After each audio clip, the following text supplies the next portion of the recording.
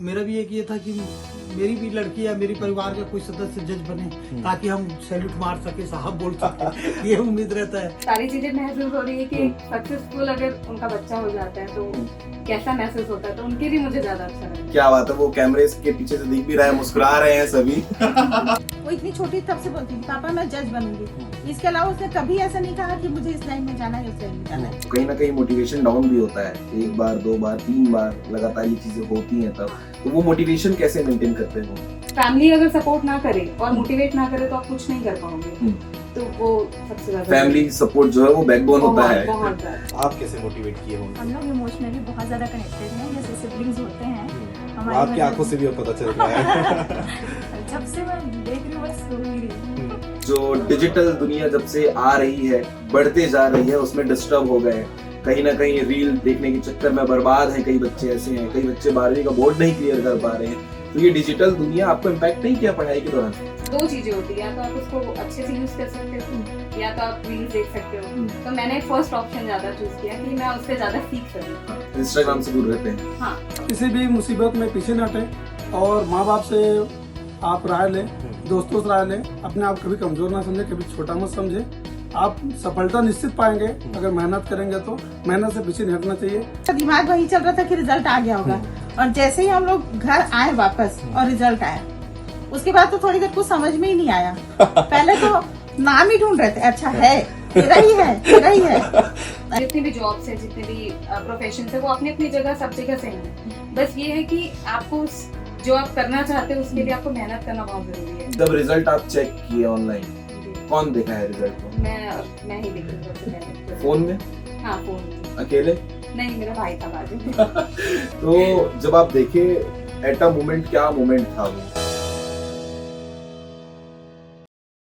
नमस्कार, जय हिंद, जय भारत, जय छत्तीसगढ़। छत्तीसगढ़ की तमाम खबरें आप लगातार सीजी भास्कर चैनल में देखते हैं और इन खबरों के साथ साथ में आपको कई सारी चीजें सीखने को, पढ़ने को, मोटिवेट होने को और इंस्पिरेशन वाली बातें हम आपको हमारे चैनल से लगातार बताते रहते हैं। और मेरा नाम खुश है और आप सभी दर्शकों तक के खुशखबरी पहुंचाने का काम मेरा हमेशा से रहा है। और इस वीडियो में भी आपको ऐसी मोटिवेशन, ऐसी इंस्पिरेशन और खुश होने की वजह भी मैं बताने वाला हूं, क्योंकि आज हम हमारे स्पेशल गेस्ट के साथ में इंटरव्यू कर रहे हैं, जिनका नाम है प्रज्ञा वैष्णव, जो पिछले कुछ दिनों से दुर्ग जिला में एक चर्चा का विषय बना हुआ है। एक युवती है जो कि अपने पढ़ाई के दम पर इतना ज्यादा पढ़ाई की है कि अब वो दुर्ग और भिलाई का नाम रोशन करते हुए सिविल जज बन चुकी है और छत्तीसगढ़ के साथ साथ भारत देश में रैंक होल्डर बन गई है और अब जो है समाज और लोगों की सेवा में अपनी आने वाली जिंदगी बिताने वाली है। तो जोरदार कॉन्ग्रेचुलेशंस आप लोग कमेंट में लिखिएगा और साथ ही साथ मैं चाहूंगा कि प्रज्ञा मैडम को जरूर दिखाया जाए। आपका बहुत बहुत स्वागत है सीजी भास्कर चैनल में और हम सभी तो बहुत खुश हैं क्योंकि आप भिलाई के हो, हम भी भिलाई के हैं और हमारे भिलाई से अगर कोई टॉप करे और कोई अच्छे पोजीशन पे जाए, इससे खुशखबरी की बात क्या हो सकती है। तो प्रज्ञा जी, कैसा रहा है और अभी आपको कैसा महसूस हो रहा है? पहले तो यहीं से शुरू करेंगे। बहुत बहुत अच्छा लग रहा है, खासकर मुझे मेरे माता पिता के लिए ज्यादा अच्छा लग रहा है क्योंकि उनको भी वो सारी चीजें महसूस हो रही है कि सक्सेसफुल अगर उनका बच्चा हो जाता है तो कैसा महसूस होता है, तो उनके लिए मुझे ज्यादा अच्छा लग रहा है। क्या बात है, वो कैमरे के पीछे से दिख भी रहा है, मुस्कुरा रहे हैं सभी। तो ये मुस्कुराहट जो है वो बनी रहनी चाहिए जीवन भर। और कैसा रहा है एक्सपीरियंस? पहले तो तैयारियों को लेकर बात करते हैं, फिर पुरानी चीजों पे आएंगे। जी, 2021 में मेरा पंडित रविशंकर से शुक्ला यूनिवर्सिटी से मेरा BLLB खत्म हुआ। उसके बाद फिर मैं लगातार जुडिशरी की ही तैयारी कर रही थी। फिर 2022 का जो अटेम्प्ट था उसमें मैं विफल रही, मेरा प्री भी क्वालिफाई नहीं हुआ था। फिर 2023 का जो एग्जाम था उसमें मेरा वेटिंग में आया था, इंटरव्यू तक मैं पहुंची थी बट मेरा वेटिंग लिस्ट में नाम था। फिर जो ये वाली वैकेंसी है 2024 की वैकेंसी है, इसमें मेरा 26 रैंक आया है। तो ये जो विफल वाली बात जब आती है तो कहीं ना कहीं मोटिवेशन डाउन भी होता है, एक बार, दो बार, तीन बार लगातार ये चीजें होती हैं तब। तो वो मोटिवेशन कैसे मेंटेन करते हो? मोटिवेशन कैसा है कि जब एक गोल आपका फिक्स रहता है ना कि आपको ये करना ही है, तो फिर आप उस रास्ते में चलते ही जाते हो। और दूसरा, फैमिली का सपोर्ट बहुत जरूरी है, नहीं तो फैमिली अगर सपोर्ट ना करे और मोटिवेट ना करे तो आप कुछ नहीं कर पाओगे। तो वो सबसे ज्यादा फैमिली सपोर्ट जो है वो बैकबोन होता है। बहुत ज्यादा। बिल्कुल। आपके बारे में बताइएगा कि आप आपकी पढ़ाई कहाँ से हुई है, स्कूलिंग कहाँ से हुई है, उसके बाद कॉलेज कहाँ से हुआ है, ये डिटेल एक बार बताइएगा। मेरी स्कूलिंग हुई कृष्णा पब्लिक स्कूल नेहरू नगर भिलाई से। उसके बाद फिर मैंने कॉलेज किया दिशा लॉ कॉलेज, जो कि एफिलिएटेड है पंडित रविशंकर शुक्ला यूनिवर्सिटी से। फिर मैंने क्लैट का एग्जाम दिया, उसमें मेरा हो गया एनएलयू में। तो फिर Maharashtra national law university Nagpur में मेरा एलएलएम हुआ है कॉन्स्टिट्यूशनल लॉ में मैंने और किया। ये मोटिवेशन कहाँ से आया जो अभी आप पोजीशन पे हैं? ये मोटिवेशन आया इसलिए क्योंकि मेरे फादर एडवोकेट हैं। अब हालांकि ये मेरा अगला सवाल होने वाला था, पिताजी क्या करते हैं? जी, मेरे फादर एडवोकेट हैं। अब उनके टाइम पे ऐसा था कि उनको उतनी फैसिलिटीज नहीं मिली कि वो लोग तैयारी कर सके। दूसरी चीज ये है कि उन्होंने भी एग्जाम दिया, बट वो इन सब चीजों में उनके ऊपर रिस्पॉन्सिबिलिटीज इतनी ज्यादा थी कि वो फिर से इसकी तैयारी नहीं कर पाए। तो फिर मैंने सोचा कि, और शुरू से मेरा ड्रीम भी था कि मैं जुडिशरी में ही जाऊं, तो फिर मैं इसमें आई। ये जो पोस्ट है सिविल जज की, इसमें काम क्या होता है? जो बच्चे पढ़ रहे हैं या आने वाले समय में एग्जाम देंगे, तो उनको ये चीज बताइएगा, इसमें जॉब प्रोफाइल क्या रहती है, क्या करना होता है सिविल जज को? इसमें बेसिकली आपको दोनों जो भी पार्टीज रहती है हमारे सामने एडवोकेट्स लेके आती हैं, अपनी अपनी प्लीडिंग्स करते हैं। आपको सच और झूठ, दूसरी चीज है ये कि आपको देखना है कि कौन ज्यादा सही कौन ज्यादा गलत है, और उसके हिसाब से आपको जजमेंट देना होता है। सत्य की जीत करनी होती है। बिल्कुल। आपका फ्रेंड सर्कल बताइएगा, क्योंकि दोस्ती यारी ऐसी चीज है जिससे भी लोग मोटिवेट होते हैं अपने करियर को लेकर, अपने साथियों को लेकर। तो फ्रेंड सर्कल कैसा है आपका? मेरा फ्रेंड सर्कल बहुत लिमिटेड है, बहुत कम लोग मेरे काफी अच्छे दोस्त हैं। बाकी फॉर्मल फ्रेंडशिप तो सबकी होती है, लेकिन बहुत कम मेरे क्लोज फ्रेंड्स हैं, 5 या 6 ही मेरे दोस्त हैं ज्यादातर, बाकी किसी से। आज के जनरेशन में प्रज्ञा मैम, बहुत से ऐसे बच्चे हैं जो डिजिटल दुनिया जब से आ रही है, बढ़ते जा रही है, उसमें डिस्टर्ब हो गए हैं। कहीं ना कहीं रील देखने के चक्कर में बर्बाद हैं। कई बच्चे ऐसे हैं, कई बच्चे 12वीं का बोर्ड नहीं क्लियर कर पा रहे हैं। तो ये डिजिटल दुनिया आपको इम्पैक्ट नहीं किया पढ़ाई के दौरान? मुझे ऐसा लगता है कि अगर डिजिटल दुनिया आ गई है तो उसका अच्छा प्रभाव भी हो सकता है, क्योंकि हमको नेट इंटरनेट से बहुत सारी चीजें मिलती पढ़ने है को अभी। मिलती है। हाँ, एआई भी आ गया है, उससे आप काफी सारी चीजें रिसर्च कर सकते हो। तो वो एक प्लस पॉइंट है। अगर 2 चीजें होती है, या तो आप उसको अच्छे से यूज कर सकते हो, या तो आप रील्स देख सकते हो। तो मैंने फर्स्ट ऑप्शन ज्यादा चूज किया कि मैं उससे ज्यादा सीख सकूं। हाँ, इंस्टाग्राम से दूर रहते हैं। हाँ बिल्कुल। बाकी आगे की क्या तैयारी रहेगी, आगे क्या प्लानिंग कर रहे हैं, और कुछ सोच रहे होंगे सिविल जज के बाद? नहीं, अब ये तो मेरा ड्रीम ही जॉब था, तो फिर ये तो अब हो गया। अब आगे देखते हैं, जो भी चैलेंजेस आएंगे, जो भी चीजें होंगी, उसके हिसाब से हम आगे बढ़ेंगे। पढ़ाई में बहुत से करियर ऑप्शंस हैं। जैसे आज एक दौर आ चुका है कि लोग आर्टिस्ट फील्ड पे जाना चाहते हैं, जुडिशरी फील्ड पे जाना चाहते हैं। वो जमाना शायद खत्म होते जा रहा है जब इंजीनियरिंग, डॉक्टर के लिए लोग प्रोत्साहित रहते थे कि हमको ये करना है। तो इन चीजों को कैसे देखते हो आप एज अ स्टूडेंट बोले, या आप एक रिस्पेक्टेड पोस्ट पे हैं, उस नजरिए से? सारी जितनी भी जॉब्स हैं, जितने भी प्रोफेशंस है, वो अपनी अपनी जगह सब जगह सही है। बस ये है कि आपको जो आप करना चाहते हो उसके लिए आपको मेहनत करना बहुत जरूरी है। नहीं तो फिर आप क्या करोगे? आप फिर कुछ ऑप्शंस भी तो नहीं है ना। बिल्कुल। आप बहुत कॉन्फिडेंट बात करने में भी हो, बाय पर्सनैलिटी भी हो। तो एक सवाल मेरा जरूर आपसे ये है कि पढ़ते पढ़ते कभी ऐसा लगता है कि अब नहीं हो रहा है, तैयारी छोड़ देते हैं? क्योंकि बहुत बच्चों का ये सवाल रहता है। मैं बच्चों के सवाल आपसे कर रहा हूँ कि हम पढ़ते तो हैं दिन भर, लेकिन अगले दिन भूल जाते हैं, या फिर पढ़ते पढ़ते ऐसा लगता है कि छोड़ो ना यार, कुछ और कर लेते हैं। क्योंकि पीएससी अपने आप में सबसे बड़ा एग्जाम माना जाता है, चाहे वो नेशनल लेवल पे हो या स्टेट लेवल पे हो। तो वो मोटिवेशन मेंटेन रखना एक चैलेंज है। वो चैलेंज कैसे आप करते थे? मैं ऐसा महसूस करती हूँ कि अगर देखो, पिछले साल जैसे मेरा सिलेक्शन नहीं हुआ, तो मैं बहुत ज्यादा, हाँ इंटरव्यू तक गई थी, बट मेरा सिलेक्शन नहीं हुआ। तो मुझे ये लगा कि मैं फिर से ना दूं। बट फिर जब मैंने देखा कि मेरे काफी सारे दोस्त जो हैं वो उस जगह पे हैं कि उनका लिस्ट में नाम है, तो उनसे भी मेरे को काफी मोटिवेशन मिला कि अगर मैं और एक बार ट्राई करके देख लूं तो फिर शायद मेरा भी नाम वहाँ पे हो सकता है। क्योंकि तैयारी तो पूरी थी। हाँ, क्योंकि उनकी स्टोरीज, उनकी सक्सेसफुल स्टोरीज आपके कानों में हमेशा रहती है, आपके सामने हमेशा दिखती है कि वो लोग कहाँ कर रहे हैं। तो वो भी मेरे को मोटिवेट किए कि हाँ, तुम भी कर सकती हो। क्या बात है। तो ये जो तैयारी का सिलसिला है वो कंटिन्यू रहता था? कितने घंटे पढ़ते थे 24 घंटे में से? कंसिस्टेंटली मैं रोज 6 घंटा पढ़ती थी, और उससे मतलब एग्जाम जब आता है तो थोड़ा ज्यादा पढ़ लेते हैं। हाँ, वो ड्यूरेशन बढ़ जाता है। बढ़ जाता है। बहुत से बच्चे ऐसे कहते हैं कि 16-18 घंटे पढ़ने पड़ते हैं, भाई भूख प्यास जो है त्यागना पड़ता है। ये बात सच है? हाँ, ये सच है। पीएससी क्लियर करने के लिए? पीएससी क्लियर करने के लिए आपको करना पड़ता है। हाँ। लेकिन अगर आप लगातार पढ़ते रहो रोज, तो फिर उतना ज्यादा हेडेक नहीं होता है। आपको पढ़ाई अच्छी लगने लग जाती है एक टाइम के बाद कि आपको पढ़ना ही है। घर में कौन कौन है? मेरे मम्मी पापा हैं, एक बहन है उसकी शादी हो गई है, और भाई है छोटा। जी। और पापा क्योंकि खुद लॉ फील्ड से हैं, और उनका सहयोग कैसा रहा है ड्यूरिंग द प्रिपरेशन पीरियड? हमेशा से अच्छा ही रहा है। नहीं तो कई लोग फोर्स करना चालू कर देते हैं एक टाइम के बाद कि अरे शादी कर लो, 25 साल की हो गई हो। उनका कभी मेरे आज तक मेरे से कभी उन्होंने बात नहीं की कि शादी कर अब लीजिए। तो रिश्ते की लाइन लग जाएंगे। नहीं नहीं, अभी भी ऐसी कोई बात नहीं होती है, अभी भी ऐसी कोई बात नहीं होती। बिल्कुल, तो सहयोग पूरा रहा है। पूरा पूरा। माता जी का जो सहयोग अपने बच्चों के करियर के लिए होता है वो सबसे बड़ा होता है। हाँ। टाइम पे खाना खिलाना है, बच्चा पढ़ाई कर रहा है, सोया है कि नहीं सोया ये देखना है, हाँ। टाइम पे उठाना है, तो वो कैसे आपके पीछे लगे रहती थी दिन भर?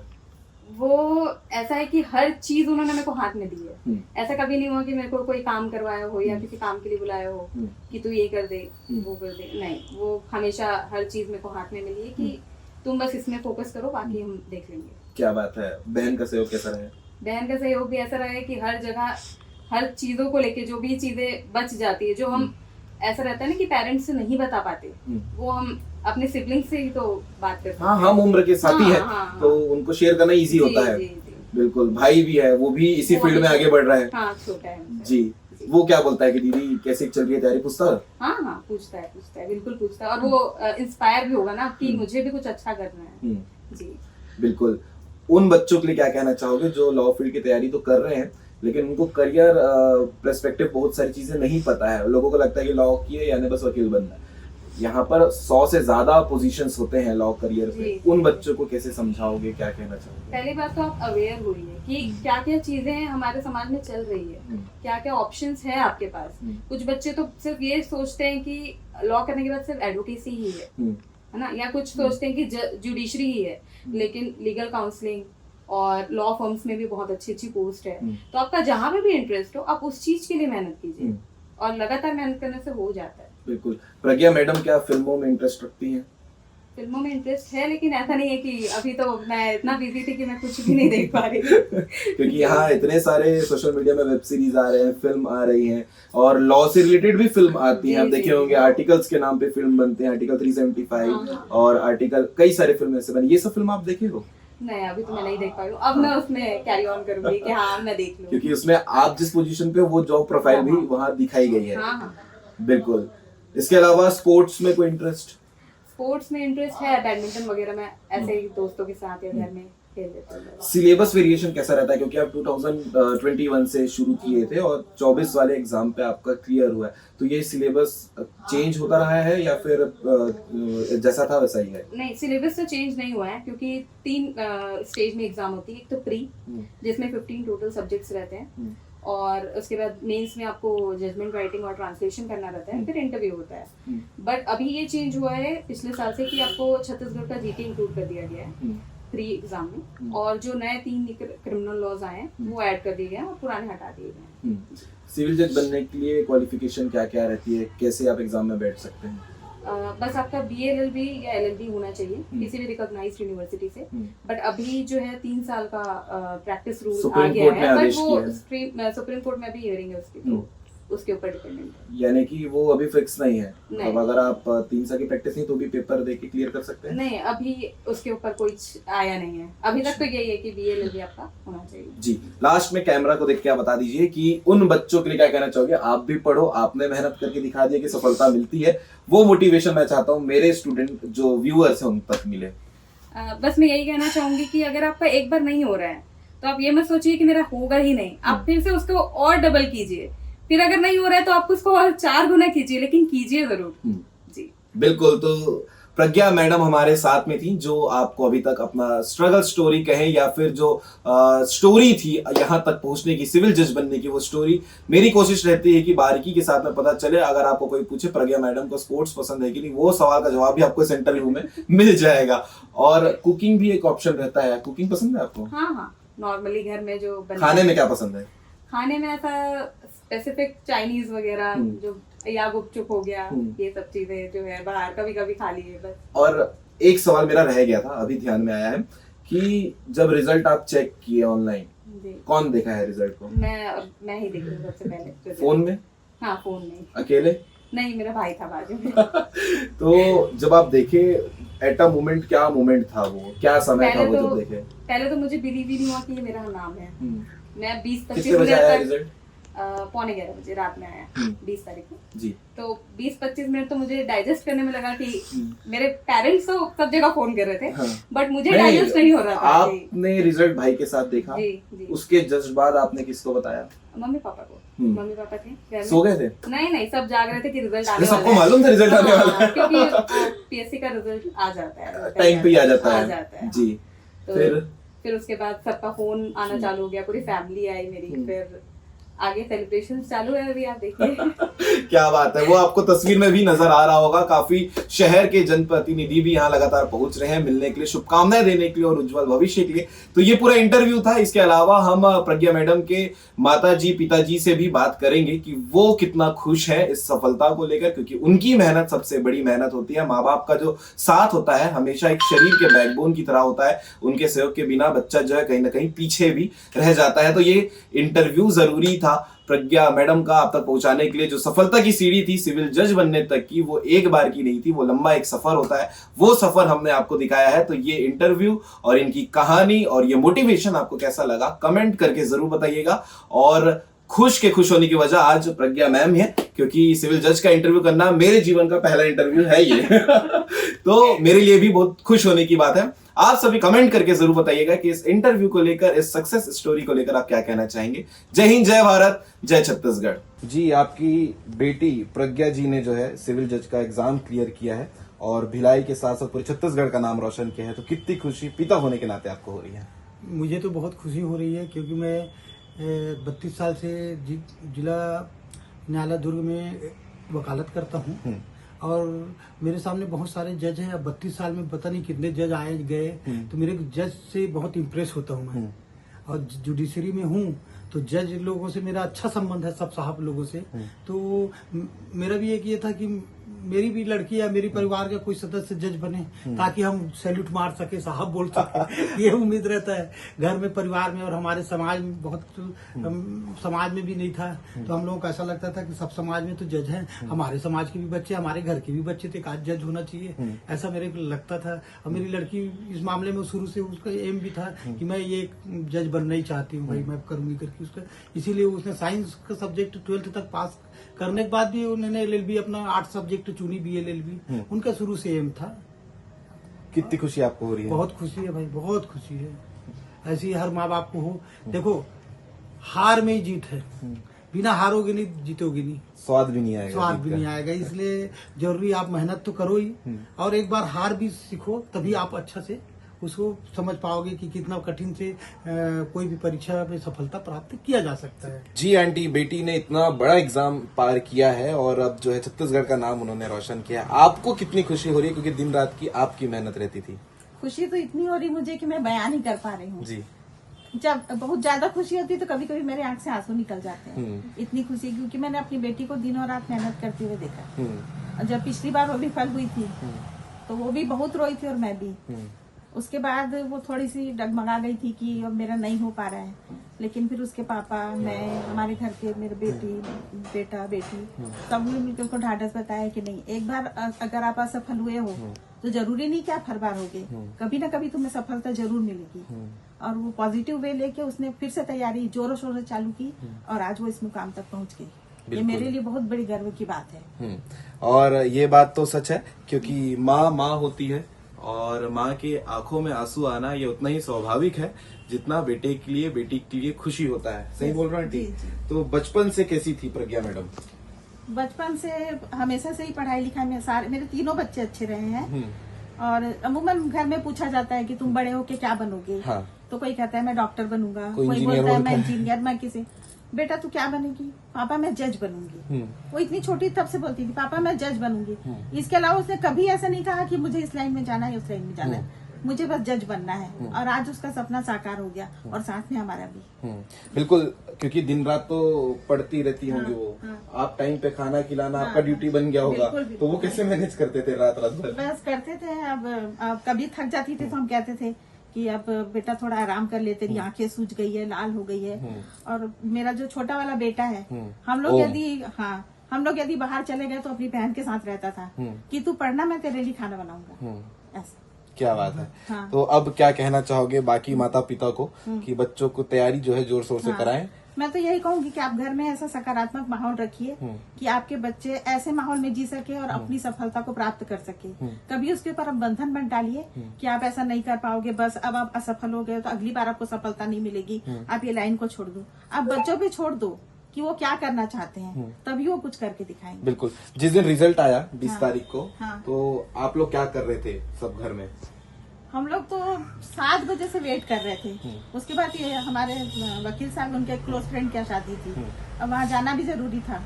वहाँ भी जाने के बाद हम लोग का दिमाग वही चल रहा था कि रिजल्ट आ गया होगा। और जैसे ही हम लोग घर आए वापस और रिजल्ट आया, उसके बाद तो थोड़ी देर कुछ समझ में ही नहीं आया। पहले तो नाम ही ढूंढ रहे थे, अच्छा है तेरा ही है, तेरा ही है, ऐसा। बिल्कुल। हाँ, तो बहुत खुशी है अभी? बहुत खुशी। उसके बाद फिर हम हमारे रिलेटिव्स, हमारी बड़ी बेटी को फोन किए, दामाद जी बड़ी बेटी आ गई, फिर वो आतिशबाजी चल रही है, केक कटिंग हो रही है, मिठाई बट रही है, बस ऐसा ही माहौल था। क्या बात है। ठीक। जी दीदी, आपकी बहन ने नाम रोशन किया है परिवार के साथ साथ पूरे छत्तीसगढ़ का, तो कैसा लग रहा है और क्या बोलना चाहोगे? बहुत ही ओवरवेलमिंग सिचुएशन है हमारे घर पे, हम लोग बहुत ज्यादा खुश हैं और हम बाकी लोगों को भी ऑल द वेरी बेस्ट बोलेंगे आगे अपनी जर्नी के लिए, जैसे उसने किया है बाकी सब भी कर सकते हैं। बिल्कुल। एक बहन के लिए उनकी दीदी का, उनकी बहन का साथ होना बहुत जरूरी होता है, हर छोटी छोटी बात शेयर करना। तो ऐसा कुछ वो शेयर करती थी आपसे कि मेरे से तैयारी नहीं हो रहा है बहन, मैं कैसे करूँ? तो आप कैसे मोटिवेट किए होंगे? हम लोग इमोशनली बहुत ज्यादा कनेक्टेड हैं, जैसे सिबलिंग्स होते हैं तो आपकी आंखों से भी वो पता चल रहा है। जब से मैं देख रही हूँ बस रो ही रही हूँ। क्या बात है। चलिए ठीक है जी, क्या कहना चाहेंगे? परिवार की बेटी अगर नाम रोशन करे, इससे बड़ी बात क्या हो सकती है? ये बहुत ही परिवार के साथ साथ समाज के लिए गौरव की बात है। और मैं तो हर बेटियों को ये संदेश दूंगा कि हमारी प्रज्ञा बेटी पूजा, हम लोग प्रज्ञा तो घर का नाम है, लेकिन हम लोग तो पूजा के नाम से संबोधित करते हैं जी। और मैं भी ज्यादा कर पूजा ही बोलता हूँ उसको, प्रज्ञा तो मैं ज्यादा कम भी बोलता हूँ। तो ये निश्चित हमारे इन बेटियों को संदेश है कि आप किसी भी मुसीबत में पीछे न हटे और माँ बाप से आप राय लें, दोस्तों से राय लें, अपने आप कभी कमजोर ना समझे, कभी छोटा मत समझे। आप सफलता निश्चित पाएंगे अगर मेहनत करेंगे तो। मेहनत से पीछे नहीं हटना चाहिए और निश्चित ही है हमारे समाज के साथ साथ हमारे रसाई नगर क्षेत्र के साथ गौरव की बात है। हमारे समाज ने भी डिसाइड किया है कि आने वाले हम हमारे प्रज्ञा बेटी को सम्मानित करेंगे, सारा समाज सम्मानित करेंगे और हमारे वैष्णव समाज के लिए बहुत ही ज्यादा गौरव की बात है। और मैं तो हर बेटियों को यही संदेश दूंगा, बेटियां, हम बेटियों से कभी कोई पीछे नहीं है और हम माँ बाप को भी चाहिए कि हमारी बेटियों को पूरी तरह से सपोर्ट करें। मैं ये आप लोगों को संदेश दूंगा और ये बहुत ही गौरव की बात है और मैं तो बहुत ही ज्यादा खुश हूँ। मैं था नहीं, जब रिजल्ट निकला तो मेरे भतीजे की शादी था, तो फिर रात को मैं 2 बजे देखा, तो 2 बजे भाई साहब को मैंने फोन करके बधाई दिया कि बहुत बहुत बधाई भैया। और हमारी जो आत्मीय जो मेल है आज से नहीं 35 साल पुराना है। हम लोग पहले दोस्त थे, आज हम लोग रिश्तेदार हैं और मैं समाज के अध्यक्ष होने के साथ साथ पारिवारिक हम लोग के बहुत लगाव है। आज से नहीं 35 साल से हम लोग बहुत लगाव है। बहुत ही अच्छी बात है, ये होना भी चाहिए हर बेटियों के लिए, अच्छे संदेश है।